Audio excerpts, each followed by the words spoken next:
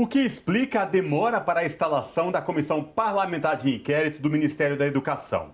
O líder da oposição no Senado diz que o presidente da Casa, Rodrigo Pacheco, tenta proteger Bolsonaro e evitar comissão para apurar escândalo envolvendo os pastores no MEC. Para repercutir esse assunto, nós conversamos agora com Randolfo Rodrigues, senador da Rede Sustentabilidade pelo Amapá. Boa noite, senador Randolfo Rodrigues. Prazer falar com o senhor. Seja muito bem-vindo. Tudo bem? Ana, Cosmo, boa noite. Falar com você, falar com todos os telespectadores da TV dos Trabalhadores. Tudo bem? Ou dentro do possível do que nós conseguimos enxergar, né? É verdade. Mas, senador, eu queria que o senhor trouxesse para a gente como é que está esse jogo de braço no Senado Federal envolvendo aí a oposição querendo instalar a CPI do MEC. Por outro lado, o senador, presidente da Casa, o Rodrigo Pacheco, se esquivando, não faz a leitura, não instala essa CPI. O que o senhor pode falar para os nossos telespectadores aqui da TVT e ouvintes da Rádio Brasil Atual, em que pé que está essa situação? Cosmo, não há dúvida sobre o que significa Comissão Parlamentar de Inquérito. O direito constitucional brasileiro e a jurisprudência constitucional do mundo democrático, dos Estados democráticos de direito, já consagraram que comissões parlamentares de inquérito são direitos constitucionais da minoria parlamentar. Eu vou explicar para todos que estão assistindo aqui o que significa isso.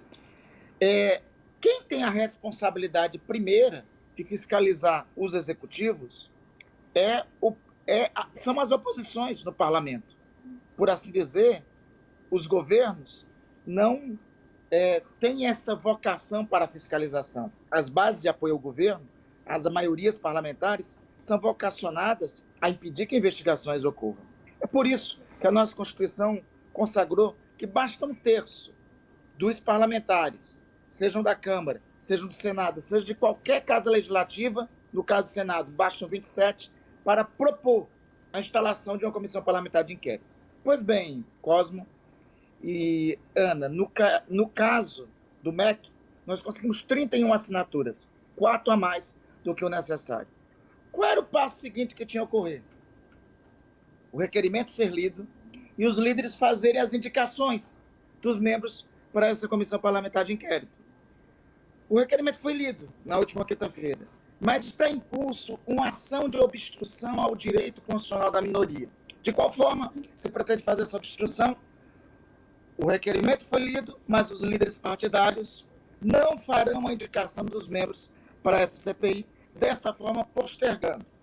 Por dizer, e com a devida máxima venda do presidente da nossa casa, do Senado Federal, e de outros líderes governistas, era melhor investigar isto depois das eleições. Minha caríssima Ana e Cosme, se esse raciocínio prevalece e triunfa, fica liberado no tempo um período para delinquir. Ou seja, o senhor presidente da República, seus ministros, quem estiver em governos, aproveite o período de eleições. Nesse período pode delinquir. Quando a Polícia Federal quiser investigar, a gente intervém na Polícia Federal. Quando o Ministério Público quiser tocar alguém em investigação, a gente impede que a investigação ocorra. E quando o parlamento quiser fazer a investigação através das comissões parlamentares de inquérito, que são as suas atribuições, a gente diz que isso é eleitoreiro. Desta forma, quem quiser delinquir, quem quiser cometer contravenção, quem quiser roubar despudoradamente dinheiro da educação, que deveria ir para os jovens brasileiros, que deveria ir para a educação brasileira, nesse período, segundo essa lógica perversa, está permitido. Por isso, Ana e Cosmo, é por conta disso que nós não aceitaremos nem que esta lógica prevaleça, nem que o direito constitucional da minoria seja obstacularizado. Diante disso, nós vamos aguardar a concretização da obstrução ao direito da minoria parlamentar. Assim que isso ficar configurado, nas próximas 2 semanas, nós recorreremos à Casa Constitucional, que tem a prerrogativa de garantir que, quando a Constituição é usurpada, conspurcada, seja garantido os direitos de quem está sendo ofendido, ao Supremo Tribunal Federal. Senador, o que eu queria te perguntar agora é sobre a articulação dos governistas que tentam atrapalhar de toda forma que essa CPI seja implementada. colocando inclusive outros temas, outras CPIs, meio atabalhoadamente, assim, nesse mesmo esquema da CPI da MEC. Queria que você comentasse isso, dessa ação dos governistas nesse processo da CPI do MEC. Ana, é uma disputa entre a CPI real e a CPI fake, muito característico do que é Bolsonaro e o seu governo. Porque veja só, Bolsonaro e o bolsonarismo, e isso se contamina para os líderes bolsonaristas no parlamento, quando estão em uma situação de dificuldade, qual a estratégia que utilizam? É o que se chama cortina de fumaça. Eles tentam trazer outros temas fora do tema real para, com isso, confundir a opinião pública. Melhor dizendo, é mais um capítulo desta lamentável cena. Tentar criar outros problemas que não são concretos, são reais, para confundir e afastar o foco do problema que, de fato, importa aos brasileiros.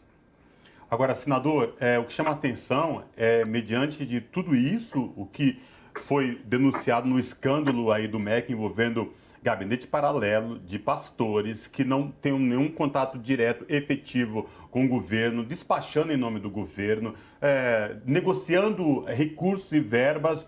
Como é que está esse clima e como que foi isso? Chegou para todo mundo aí em Brasília? A reação especificamente, a gente viu que a oposição foi para cima, questionou, brigou, mas a parte governista parece que isso não existe, né? É um mundo paralelo.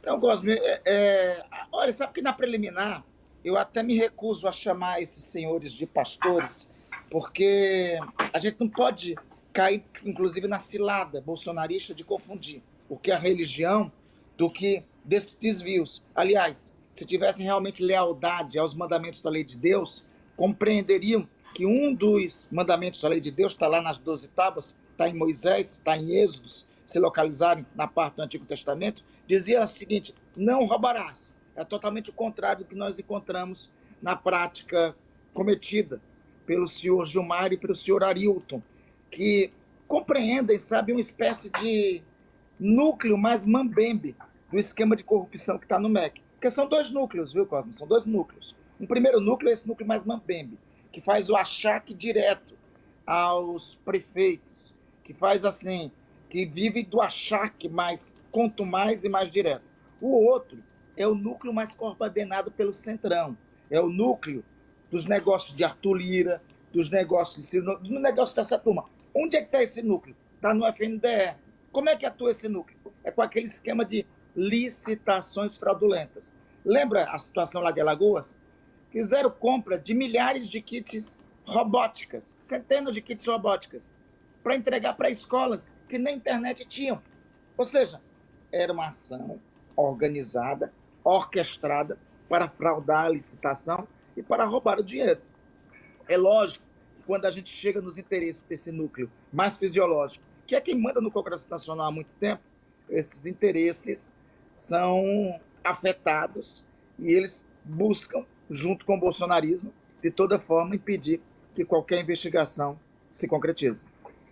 Senador, nós temos aí um ator nesse processo todo, o Milton Ribeiro, que foi ministro da Educação, com falas totalmente equivocadas quanto à educação, colocando até mesmo uma questão sobre o ensino superior ser gratuito ou não, ser acessível ou não, e uma pessoa assim que tem vários casos que a gente pode mencionar aqui, o caso que ele foi visto com uma arma de fogo, disparou uma arma de fogo no aeroporto. Então, essa figura do Milton Ribeiro e foi preso, né, pela Polícia Federal, e depois teve toda essa denúncia de que pode ter sido favorecido.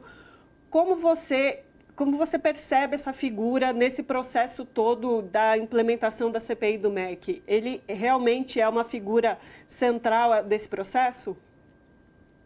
Ele é um dos personagens, mas veja, nós não podemos restringir uma investigação somente ao caso dele, porque nós temos outros personagens aí no conjunto, no contexto da obra, sobretudo que está no balcão de negócios, no cofre, que é o Fundo Nacional de Desenvolvimento da Educação.